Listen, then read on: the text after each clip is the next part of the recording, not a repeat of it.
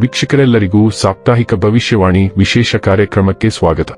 ಸ್ನೇಹಿತರೆ, ಜುಲೈ ತಿಂಗಳ ಈ ವಾರದಲ್ಲಿ ಸೂರ್ಯನು ಕಟಕ ರಾಶಿಯನ್ನು ಪ್ರವೇಶಿಸಲಿದ್ದಾನೆ. ಹಾಗಾಗಿ ಕಟಕ ರಾಶಿಯಲ್ಲಿ ಸೂರ್ಯ ಮತ್ತು ಗುರು ಗ್ರಹಗಳ ಸಂಯೋಗವು ನಿರ್ಮಾಣಗೊಳ್ಳುವುದು. ಗ್ರಹಗಳ ಈ ಶುಭ ಸಂಯೋಗದಿಂದಾಗಿ ಕೆಲವು ರಾಶಿಗೆ ಸೇರಿದ ಜನರಿಗೆ ಅಪಾರ ಲಾಭ ದೊರಕುವ ಸಂಭವವಿದೆ. ಸೂರ್ಯ, ಗುರು ಎರಡು ಗ್ರಹಗಳು ಸ್ನೇಹಪರ ಸಂಬಂಧವನ್ನು ಹೊಂದಿರುವುದು.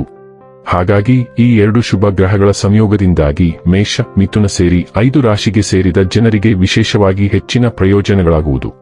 ಜುಲೈ 13ರಿಂದ ಜುಲೈ 19ರವರೆಗಿನ ಕುಂಭ ರಾಶಿಯವರ ಭವಿಷ್ಯವನ್ನು ತಿಳಿದುಕೊಳ್ಳೋಣ. ಈ ವಾರ ಮಕರ ರಾಶಿಯವರ ಫಲಾಫಲಗಳೇನು, ಗ್ರಹಗತಿಗಳು ಹೇಗಿರಲಿವೆ, ಕೌಟುಂಬಿಕ, ಸಾಮಾಜಿಕ ಜೀವನ ಹಾಗೂ ವ್ಯಾಪಾರ ವಹಿವಾಟು ಹೇಗೆ ನಡೆಯಲಿದೆ, ಅಲ್ಲದೆ ಯಾವೆಲ್ಲ ಸಮಸ್ಯೆಗಳು ನಿಮ್ಮನ್ನು ಈ ಸಾಪ್ತಾಹಿಕದಲ್ಲಿ ಕಾಡಲಿವೆ, ಅವುಗಳಿಗೆ ಪರಿಹಾರಗಳೇನು ಎಂಬುದನ್ನು ತಿಳಿಯಲು ಈ ವಿಡಿಯೋವನ್ನು ಸಂಪೂರ್ಣವಾಗಿ ವೀಕ್ಷಿಸಿ. ನೀವಿನ್ನೂ ನಮ್ಮ ಚಾನೆಲ್ ಸಬ್ಸ್ಕ್ರೈಬ್ ಮಾಡದೇ ಇದ್ದರೆ ಕೂಡಲೇ ನಮ್ಮ ಚಾನೆಲ್ ಸಬ್ಸ್ಕ್ರೈಬ್ ಮಾಡಿ. ಹೆಚ್ಚಿನ ವಿಡಿಯೋ ಅಪ್ಡೇಟ್ಗಾಗಿ ಪಕ್ಕದ ಬೆಲ್ ಐಕಾನ್ ಬಟನ್ ಕ್ಲಿಕ್ ಮಾಡಿ. ಸ್ನೇಹಿತರೆ, ಶನಿ ಮಹಾರಾಜನು ನಿಮ್ಮ ಚಂದ್ರ ರಾಶಿಯ 2ನೇ ಮನೆಯಲ್ಲಿ ಇರಲಿದ್ದಾನೆ.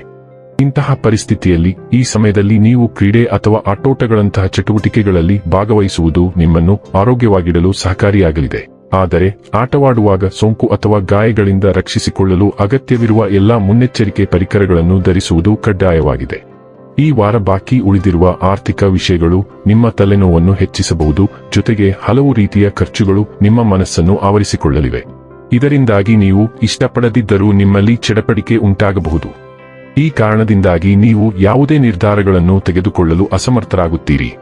ಇಂತಹ ಪರಿಸ್ಥಿತಿಯಲ್ಲಿ ಪ್ರತಿ ಸಂದರ್ಭದಲ್ಲೂ ನಿಮ್ಮನ್ನು ನೀವು ಶಾಂತವಾಗಿಟ್ಟುಕೊಳ್ಳಿ ಮತ್ತು ಖರ್ಚುಗಳಿಗೆ ಬ್ರೇಕ್ ಹಾಕಿ. ಈ ವಾರ ನಿಮ್ಮ ಜೀವನದಲ್ಲಿ ಕುಟುಂಬದ ಸದಸ್ಯರ ಪ್ರಾಮುಖ್ಯತೆ ಹೆಚ್ಚಿರಲಿದೆ. ಇದರಿಂದಾಗಿ ಅವರ ಜೀವನದ ಹಲವು ಪ್ರಮುಖ ನಿರ್ಧಾರಗಳಲ್ಲಿ ನೀವು ಅವರೊಂದಿಗೆ ಸಲಹೆ ಸಮಾಲೋಚನೆ ನಡೆಸುವುದನ್ನು ಕಾಣಬಹುದು. ಇದರೊಂದಿಗೆ ನಿಮ್ಮಲ್ಲಿ ಕೆಲವು ಜಾತಕದವರು ಆಭರಣಗಳು ಅಥವಾ ಮನೆಗೆ ಬೇಕಾದ ವಸ್ತುಗಳನ್ನು ಖರೀದಿಸಬಹುದು. ಈ ಇಡೀ ವಾರ ನಿಮ್ಮ ರಾಶಿಯಲ್ಲಿ ಹಲವು ಗ್ರಹಗಳ ಉಪಸ್ಥಿತಿಯು ಉದ್ಯೋಗಸ್ಥರಿಗೆ ಉತ್ತಮ ಫಲಿತಾಂಶಗಳನ್ನು ತರಲಿದೆ. ಇದಲ್ಲದೆ ತಮ್ಮ ಮುಖ್ಯ ಉದ್ಯೋಗ ಅಥವಾ ಸೇವೆಯನ್ನು ಹೊರತುಪಡಿಸಿ ಹೊಸದಾಗಿ ಯಾವುದೇ ವ್ಯವಹಾರವನ್ನು ಪ್ರಾರಂಭಿಸಲು ಯೋಚಿಸುತ್ತಿರುವವರಿಗೂ ಈ ಸಮಯವು ಅತ್ಯಂತ ಸೂಕ್ತವಾಗಿದೆ. ಬುದ್ಧಿಯ ದೇವನಾದ ಬುಧನು ಈ ವಾರ ವಿದ್ಯಾರ್ಥಿಗಳಿಗೆ ಅವರ ಕಠಿಣ ಪರಿಶ್ರಮಕ್ಕೆ ತಕ್ಕ ಫಲವನ್ನು ನೀಡಿ ಯಶಸ್ಸನ್ನು ಕರುಣಿಸಲಿದ್ದಾನೆ. ಇದರೊಂದಿಗೆ ಸ್ಪರ್ಧಾತ್ಮಕ ಪರೀಕ್ಷೆಗಳಿಗೆ ತಯಾರಿ ನಡೆಸುತ್ತಿರುವ ವಿದ್ಯಾರ್ಥಿಗಳಿಗೂ ಈ ಸಮಯದಲ್ಲಿ ಅದೃಷ್ಟದ ಸಂಪೂರ್ಣ ಬೆಂಬಲ ಸಿಗಲಿದೆ. 5ನೇ ಮನೆಯ ಮೂಲಕ ಮಂಗಳ ಗ್ರಹದ ಸಂಚಾರವು ನಿಮ್ಮ ಸೃಜನಶೀಲ ಚಟುವಟಿಕೆಗಳಿಗೆ ಸಂಬಂಧಿಸಿದಂತೆ ಮಹತ್ವದ ಘಟನೆಗಳನ್ನು ತರುತ್ತದೆ. ಮಗುವಿನ ಅಗತ್ಯತೆಗಳು, ವೇಳಾಪಟ್ಟಿ ಅಥವಾ ಪ್ರಮುಖ ಸಾಧನೆಯೊಂದಿಗೆ ವ್ಯವಹರಿಸಲು ನೀವು ಹೆಚ್ಚಿನ ಸಮಯವನ್ನು ಕಳೆಯುತ್ತೀರಿ. ಅಧ್ಯಯನ, ಪರೀಕ್ಷೆಗಳು ಅಥವಾ ಕಲಿಕೆಯ ಅವಕಾಶಕ್ಕೆ ಸಂಬಂಧಿಸಿದ ಸಂಭಾಷಣೆಗೆ ತ್ವರಿತ ನಿರ್ಧಾರಗಳು ಬೇಕಾಗುತ್ತವೆ. ವಿಳಂಬವಾದ ಸೃಜನಶೀಲ ಯೋಜನೆಯು ಇದ್ದಕ್ಕಿದ್ದಂತೆ ಮುಂದುವರಿಯುತ್ತದೆ ಮತ್ತು ನಿಮ್ಮ ಸಂಪೂರ್ಣ ಗಮನವನ್ನು ಬಯಸುತ್ತದೆ.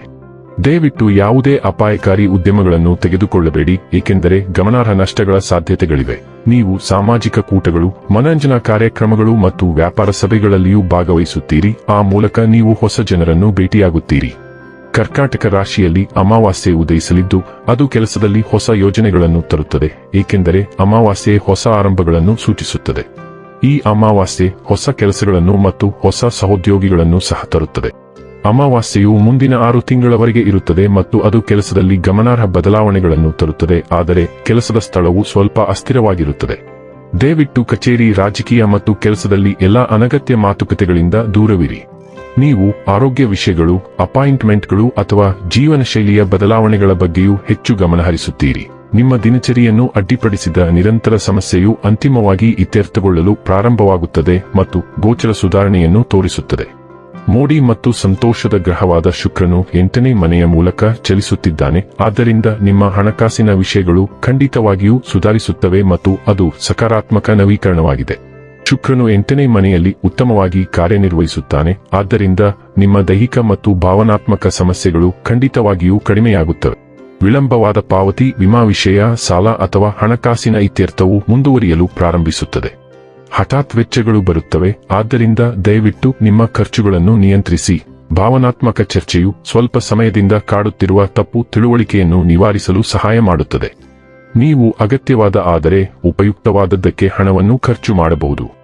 ಅನಿಶ್ಚಿತತೆಗೆ ಕಾರಣವಾದ ವೈಯಕ್ತಿಕ ಅಥವಾ ಹಣಕಾಸಿನ ವಿಷಯವು ಅಂತಿಮವಾಗಿ ಪರಿಹಾರದ ಲಕ್ಷಣಗಳನ್ನು ತೋರಿಸುತ್ತದೆ ಮತ್ತು ಪರಿಹಾರದ ಭಾವನೆಯನ್ನು ತರುತ್ತದೆ.